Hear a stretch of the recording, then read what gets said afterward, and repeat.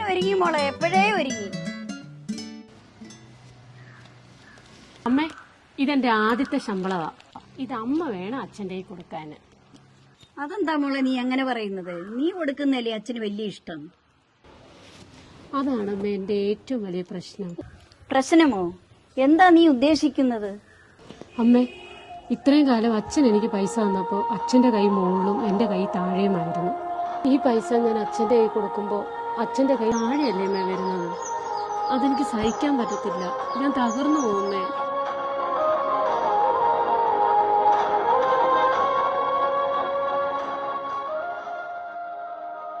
നീ ഞങ്ങളുടെ ഭാഗ്യമാ മോളെ.